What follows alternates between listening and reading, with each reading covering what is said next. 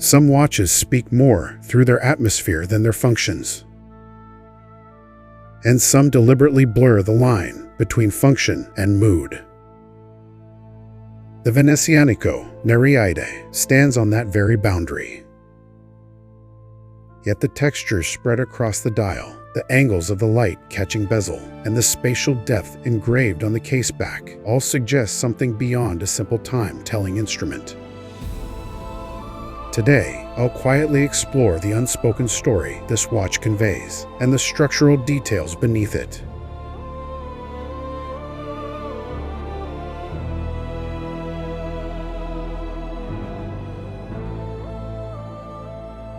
The case follows a familiar architecture.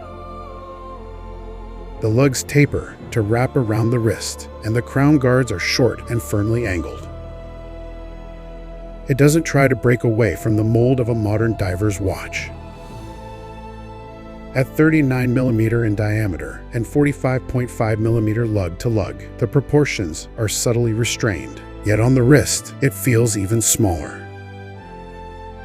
The flat surfaces are brushed, while the edges are lightly cut to hold and reflect light. The shift between gloss and matte is aimed more at balance than pure functionality. The first impression comes not from the dial, but from the bezel. Instead of absorbing light, it scatters it, the centerpiece being a mirror-polished tungsten insert. This mirrored surface can't simply be described as highly polished. As it moves, it visually pulls in its surroundings, and its reflections feel sharper than the smoothness typical of refined metal.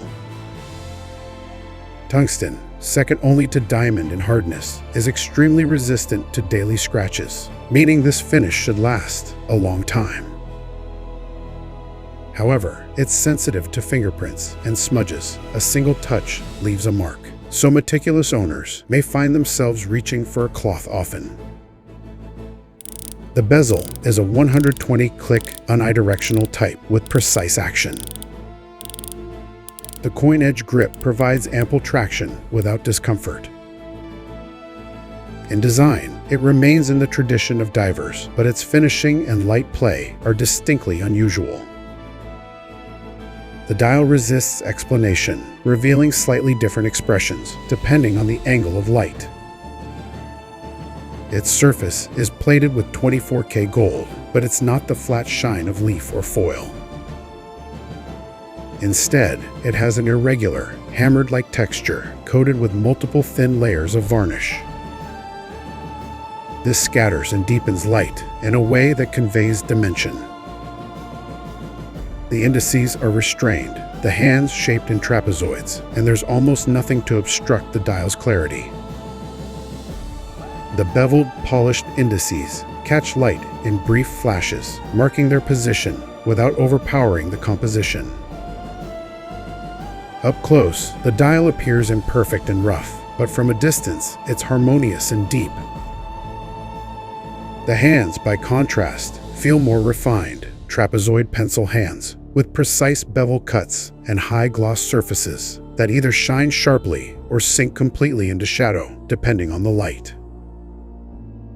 The hour and minute hands are proportioned for easy reading, while the slim seconds hand floats across the dial. Lume coverage is modest, but sufficient for essential visibility. Here, the design favors harmony between hands and dial, rather than stark contrast. At 12 o'clock, the Venezianico cross logo is applied in relief, with the brand name neatly printed beneath it, declaring its origin, model name, and the symbolic metal it carries. From the side, the watch is slimmer than expected, 10.5mm thick, which is lean for a diver. The center of gravity is balanced, so it sits securely without lifting off the wrist. The downward curve of the lugs further closes the gap between case and wrist. The screw-down crown at 3 o'clock isn't small, but it doesn't protrude excessively, and its operation is cleanly defined. The face of the crown bears the engraved cross logo.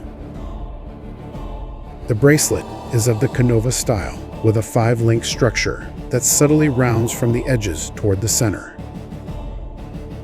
The 2 central links are high polished, the outer one satin finished. Each link is small and flexible, draping naturally around the wrist. The folding clasp bears the raised Venezianico emblem with partial high polish on the center, though this area will inevitably pick up scratches over time. However, push pins are still used instead of screw pins, and there's no quick release system, a possible drawback for some. Flip the watch over, and a miniature sculpture emerges. A detailed engraving of the ceiling mosaic inside Street marks Basilica. The work isn't shallow, but it's tactile, enough that on thin or sensitive wrists, the raised edges may be felt. The caseback is secured with 6 screws, and water resistance remains 200 m. Inside beats the Miyota 9039 movement, running at 4 Hz with a power reserve of about 42 hours. It supports hacking and hand winding and will easily last over a day on a full wind. One distinctive trait, you can sometimes feel a faint vibration and hear a light rotor sound through the wrist. While some may dislike this, others will see it as a subtle reminder that the watch is alive.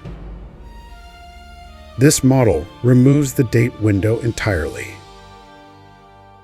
While some might miss it, I find this choice increases the dial's focus. In place of a date, there's a tension and openness that enhances its presence. The price isn't low, and for the specs alone, there are simpler, more utilitarian options out there. Yet, this watch offers points of persuasion beyond the numbers. All its components are orchestrated under a single concept, expressed through a consistent visual language, steeped in Italian sensibility. In that sense, the price isn't just payment for materials and specs. It's an invitation meant for those who understand its design intent. This was The Time Traveler. Thank you.